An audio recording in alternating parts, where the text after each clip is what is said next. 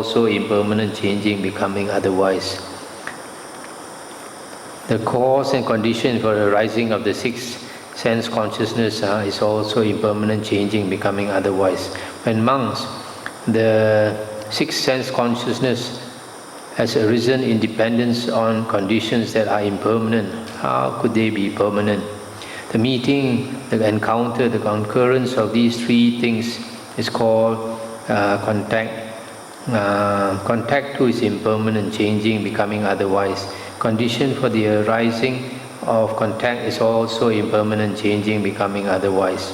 When monks, contact has arisen in dependence on a condition that is impermanent. How could it be permanent? Contacted monks, one feels. Contacted, one intends. Contacted, one perceives. Thus these things too are moving and tottering, impermanent, changing, becoming otherwise. It is in such a way, monks, that consciousness comes to be in dependence on a diet, on two things. So here the Buddha is saying that the world that arises in our sense bases is dependent on so many factors. All these are impermanent.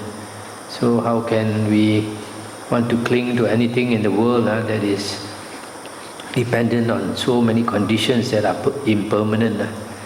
So if we cling to the things in the world that are impermanent, we are clinging to suffering. We will only experience suffering. Next sutta is 35.95. Then the Venerable Malunkhya Putta approached the Blessed One and said to him, Venerable Sir, it would be good if the Blessed One would teach me the Dhamma in brief, so that having heard the Dhamma from the Blessed One, I might dwell alone, diligent, withdrawn, ardent and resolute. And the Buddha said, Hear now, Malunkhya Putta, what should I say to the young monks? When a monk like you, old, aged, burdened with years, advanced in life, come to the last stage, ask me for an exhortation in brief. So here the Buddha is saying this Malunkhya Putta is very old and he's asking the Buddha for brief instructions. So the Buddha says, for somebody so old like you, if you ask for brief instructions, then for younger monks, I should give even more brief instructions. And then he said, although, Venerable Sir, I am old, aged, burdened with years, advanced in life, come to the last stage, let the Blessed One teach me the Dhamma in brief. Let the Fortunate One teach me the Dhamma in brief. Perhaps I may understand the meaning of the Blessed One's statement. Perhaps I may become an heir to the Blessed One's statement. And the Buddha said, what do you think, Malunkhya Putta? Do you have any desire, lust or affection for those forms cognizable by the eye that you have not seen and never saw before, that you do not see and would not think might be seen? No, Venerable Sir. So if there's something that you have not seen before, surely you will not have any desire, lust or affection for it. Do you have any desire, lust or affection for those sounds cognizable by the ear, for those smells, taste, touch and thoughts that you have not known before and you do not now know and would not in the future know? And he says, no, Venerable Sir. Here, Malunkhya Putta, regarding things seen, heard, sensed and cognized by you, in the seen there will be merely the seen, in the heard there will be merely the heard, in the sense there will be merely the sensed, in the cognized there will be merely the cognized. In other words, the Buddha is saying whatever you see, hear, etc., at the six senses, just know it. Don't start conceiving, have ideas. When Malunkhya Putta, regarding things seen, heard, sensed and cognized by you, in the seen there will be merely the seen, In the heard, there will be merely the heard. In the sense, there will be merely the sense. In the cognized, there will be merely the cognized. Then Malunkhya Putta, you will not be by that. When Malunkhya Putta, you are not by that, then you will not be therein. When Malunkhya Putta, you are not therein, then you will be neither here nor beyond, nor in between the two. This itself is the end of suffering. Stop here for a moment. Here the Buddha is talking about the seen and the heard that takes care of two senses, the eye and the ear. And then the last one is cognized, is the mind. So the sense refers to the other three. That means the smell, the taste and the touch refers to the sense. See? You catch it? Seen, heard, sense and cognized refers to 6 sense bases. So the seen and the heard is the first two, right? The eye and the ear. The cognized is the last one, the mind. So the sense refers to the second, the third and the fifth. The third, the fourth and the fifth. Merely the nose base, the tongue base and the body base. That refers to the sense.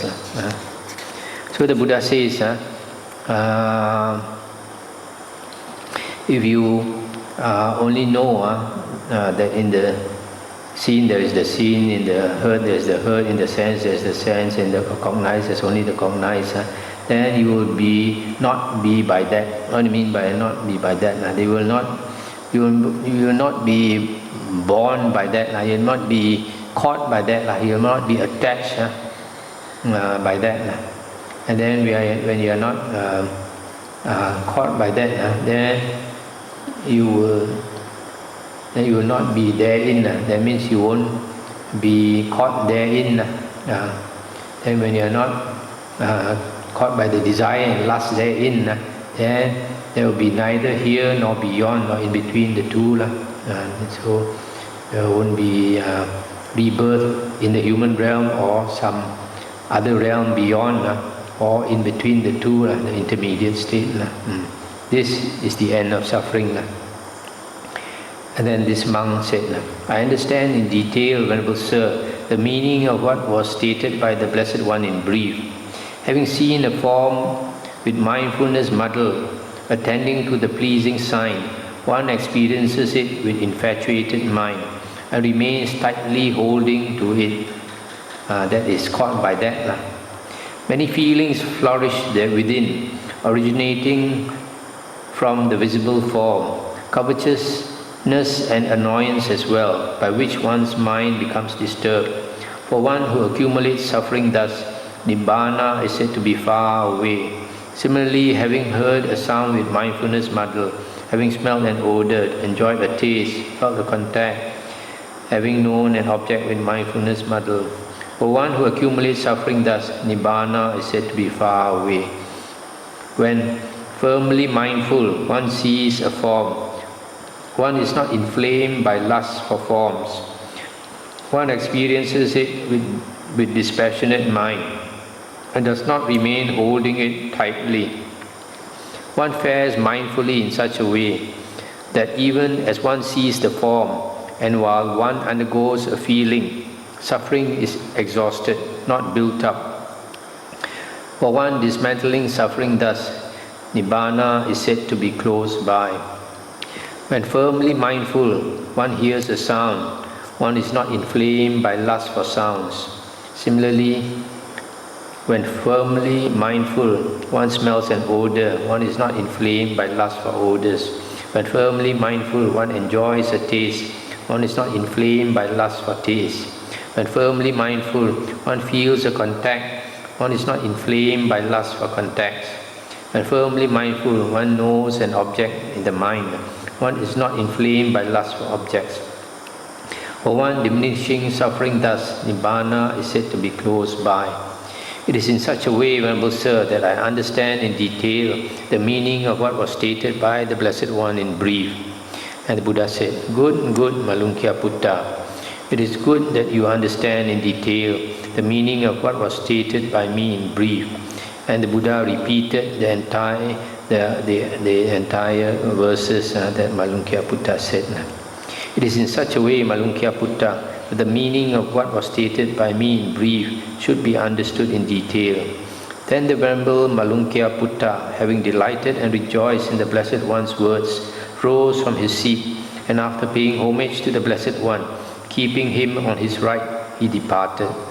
Then dwelling alone, withdrawn, diligent, ardent and resolute, the Venerable Malunkyā Putta, by realizing it for himself with direct knowledge in this very life, entered and dwelt in the unsurpassed goal of the holy life, for the sake of which clansmen rightly go forth from the household life into homelessness. He directly knew, destroyed his birth, the holy life has been lived. What had to be done has been done. There is no more for this state of being. And the Venerable Malunkyā Putta became one of the Arahants. That's the end of the sutta. So you see, this old monk came into monkhood at a very old age, but because he had such a strong determination, he still practiced until he attained Arahanthood. Actually, when we practice the holy path, sincerity is very important. If we are sincere, then a lot of things we can give up, including our pride, including our, all the unwholesome states. 35.96. The Buddha said, "Monks, I will teach you about one who is subject to decline, about one who is not subject to decline, and about the 6 mastered bases. Listen to that. And how, monks, is one subject to decline? Here, monks, when a monk has seen a form with the eye, there arise in him evil, unwholesome states, memories and intentions connected with the fetters. If the monk tolerates them and does not abandon them, dispel them, put an end to them, and obliterate them, he should understand this thus: I am declining away from wholesome states, for this has been called decline by the Blessed One. Further, monks, when a monk has heard a sound with the ear, smelled an odor with the nose, tasted a taste with the tongue, contacted a touch with the body, or thought a thought with the mind, there arise in him evil, unwholesome states, memories and intentions connected with the fetters. If the monk tolerates them and does not abandon them, dispel them, put an end to them, and obliterate them, he should understand this thus: I am declining away from wholesome states, for this has been called decline by the Blessed One. It is in such a way, monks, that one is subject to decline." I stop here for a moment. So here the Buddha is saying that when the 6 sense objects impinge on our 6 sense bases, then because of habit, evil, unwholesome states based on memories and intentions arise. And then if a monk tolerates them, that means instead of getting rid of those thoughts, he still entertains the thoughts and he finds pleasure in the thoughts, then that is declining from wholesome states. And then the Buddha continued, "And how, monks, is one not subject to decline?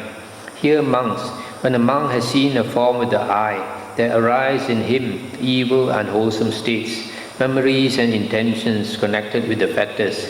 If the monk does not tolerate them, but abandons them, dispels them, puts an end to them, and obliterates them, he should understand this thus: I am not declining away from wholesome states, for this has been called non-decline by the Blessed One.